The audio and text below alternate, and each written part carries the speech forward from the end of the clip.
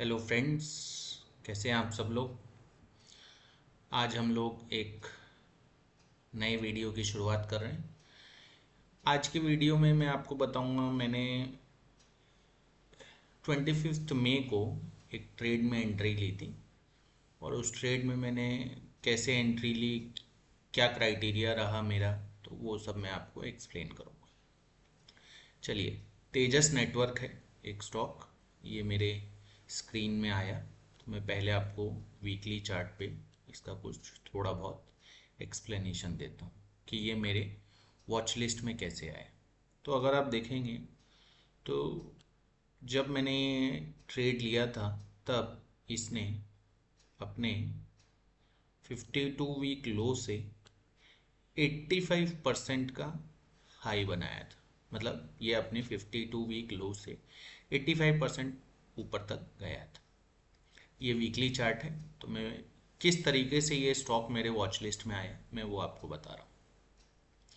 ठीक, अब आप देखेंगे जब ये स्टॉक मेरे वॉच लिस्ट में आया उस टाइम पर डे था अप्रॉक्सीमेट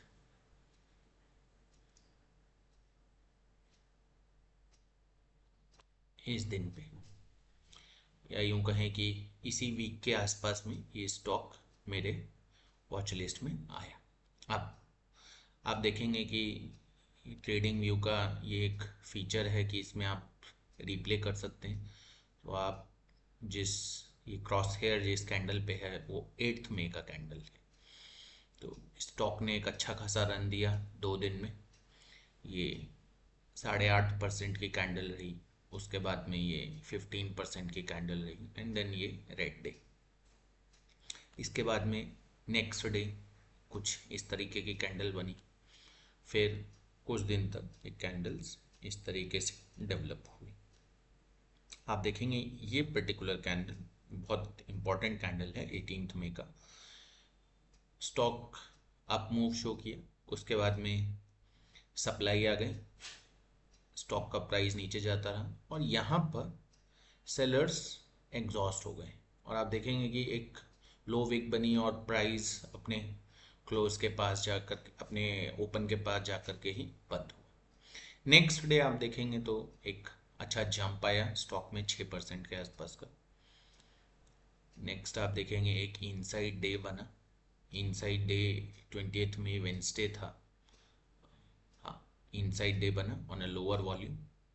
नाउ अगर आप देखेंगे तो जैसा कि मैंने आपको पहले कहा था कि हम लोग क्या चीज़ें ट्रेड करते हैं, तो हम लोग अपवर्ड मूवमेंट, उसके बाद फिर एक करेक्शन इस तरीके से, फिर एक छोटा अपवर्ड मूवमेंट इस तरीके से एंड देन अगर वो स्टॉक यहाँ से साइडवेज हो जाए तो ये हमारे लिए परफेक्ट सेटअप बनता है कि मतलब अब हम लोग उसको ट्रेड करने के लिए वो एकदम रेडी है और अब हमें उसमें एंट्री लेने का सोचना चाहिए। तो 20 मई तक ये वाली कैंडल बनी थी। नेक्स्ट डे आप देखेंगे एक और लेस वॉलेटाइल डे। आप देखिएगा कि कैंडल का साइज छोटा हुआ, वॉल्यूम भी श्रिंक हुआ। नेक्स्ट डे एक डोजी बना, प्राइस ओपन और क्लोज ऑलमोस्ट सेम रहा। दैट मीन्स कि किसी भी तरफ झुकाव नहीं है, ना बायर्स कंट्रोल में है ना सेलर्स कंट्रोल में है। ये 22 मई का कैंडल बना। अब 22 मई के बाद ये 25 मई का कैंडल है। इस दिन मैंने डिसाइड किया था, ये फ्राइडे है, नेक्स्ट वीक के लिए मैंने मंडे के लिए डिसाइड किया था कि अगर इसके हाई के ऊपर स्टॉक जाएगा या एक स्ट्रॉन्ग मूव देगा विद वॉल्यूम तो मैं इसमें एंट्री लूँगा। तो देखते हैं एक बार इसको मैं अगर लोअर टाइम फ्रेम पे देखूं,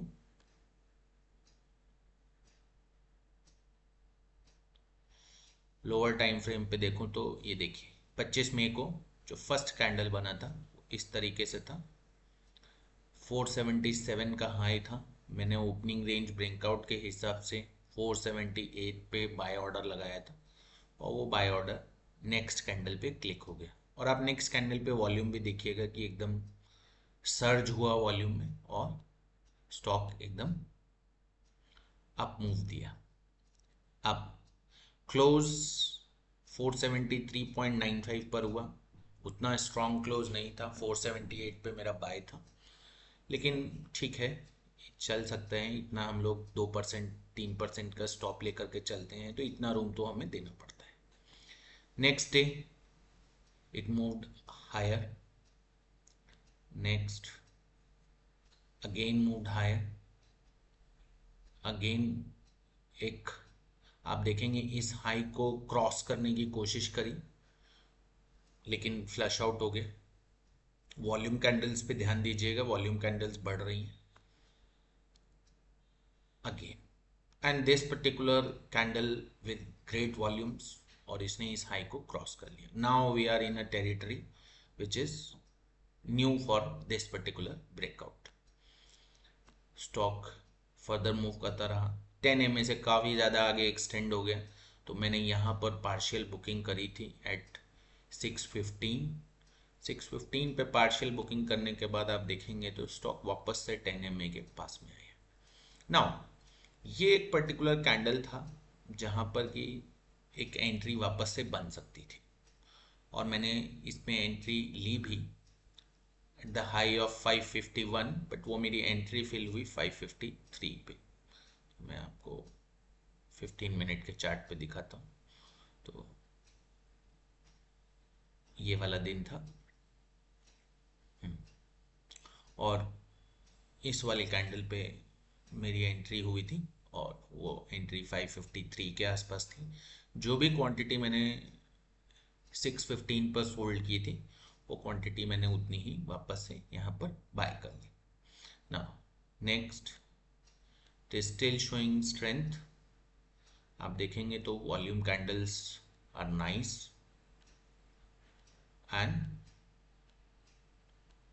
we are in this particular day, that is 25th of June. Now मैंने इसे नेक्स्ट मंडे के लिए भी, दैट मीन्स फॉर 29th के लिए भी सिलेक्ट किया है, बिकॉज अगेन ये मूवमेंट देख करके और साइडवेज हो गया है और 10 MA के बहुत क्लोज है, तो मैं इसको कल 637 के आसपास अगर इसने एक अप मूव दिया विद गुड वॉल्यूम, तो मैं इसमें वापस से एक एंट्री लूँगा।